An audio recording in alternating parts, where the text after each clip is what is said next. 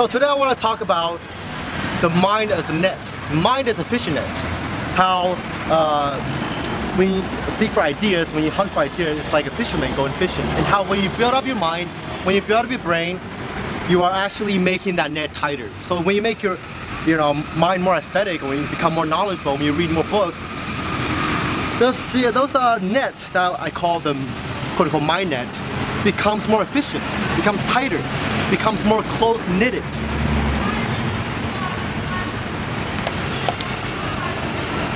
Okay, so Terence McKenna had talked about how artists are like fishermen in society.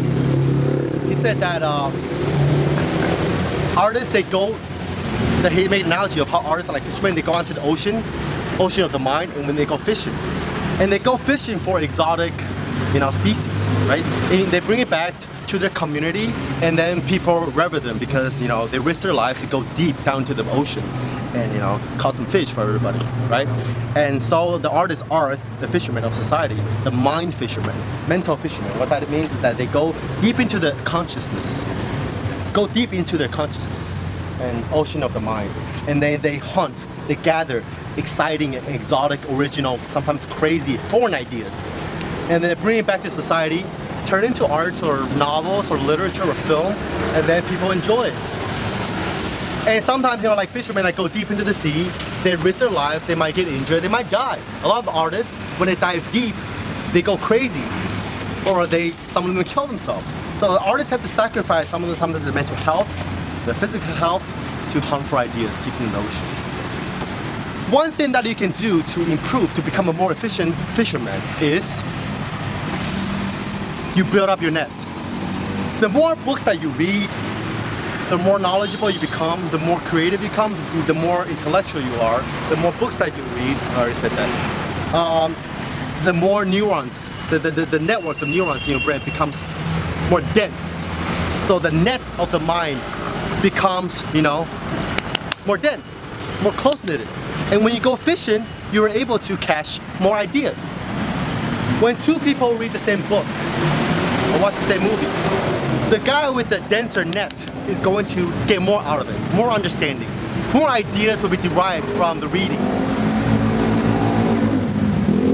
When the guy with the denser net see the world versus the guy who has very loose net, the guy who sees the world, he's going to see the world more aesthetically. He's going to catch more things, catch more nuances of ideas. He's going to perceive more of the world. And he's going to, whatever he sees, more things come in, more mindfuck and everything. The guy who is close, not so close to the net, when he goes to the world and he look around and he try to, he try to capture the world with this loose net, he doesn't get anything out of it. That's why a lot of people, they go to the movies, they come out that it was boring. And another person who is more, educated about, whatever film history or whatever, he said, wow, that was a good movie. Because they got something out of it. Their net was closer. They fished for more ideas. Let's use an analogy of the body and muscular development. When you start doing exercise, sometimes you don't feel it because you don't feel that muscle targeted. It's not activated because your muscles aren't dense enough. But as this muscle develop, become denser, you can use the muscles to grab the muscle. And when you do the exercise, the target muscle, and then the more it grows into a circular, feedback loop that's positive, you're getting stronger. When you build this net, you gotta go from all different kinds of directions. That's why when I go to the bookstore, I always pick 1 or 2 books from every category. Psychology, philosophy, literature, history, chemistry, whatever, right? Because you want your net to be even. Different categories, different subjects. The net goes in, you start to net, you start to, build that net, start to knit it. So when you go out and fish, you got the fish, you capture, all different kinds of varieties of exotic species. Actually, Terence McKenna isn't the only person who made the analogy between, exotic landscape or species to the mind.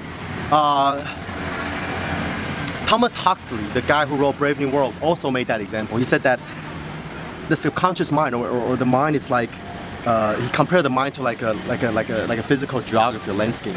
The more out there you go, the more deeper you go, the more, at the border you are when you're thinking, or when you're like, you know, when you live at the border of your consciousness, what they say, you know, you are sort of like in an exotic land.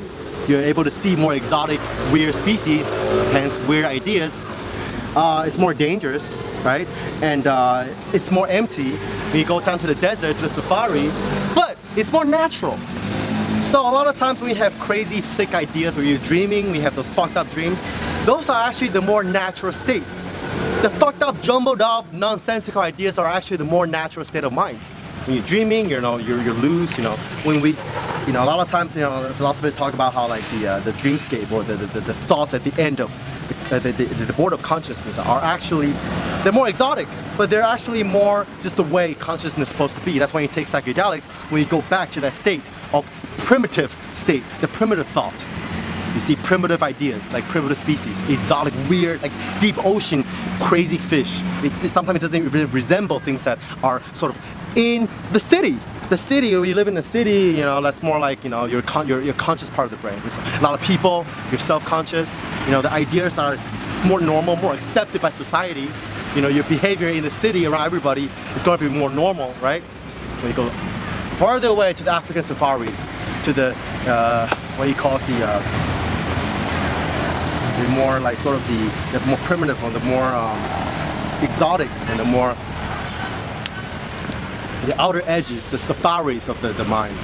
You encounter dangerous things, but it's more natural, and it's, you know, you're able to let go, be free. You can run naked in a safari, but you can't run naked in the city. So I encourage everyone to, you know, go explore into the borders of your consciousness. Visit the landscape, visit the foreign landscape of your mind, and bring back some ideas. Just like you go to Africa, take a picture of bamboos fucking, and you're gonna show people, they're gonna be like, that's fucking cool. And go deep. When you fish, go deep with your net.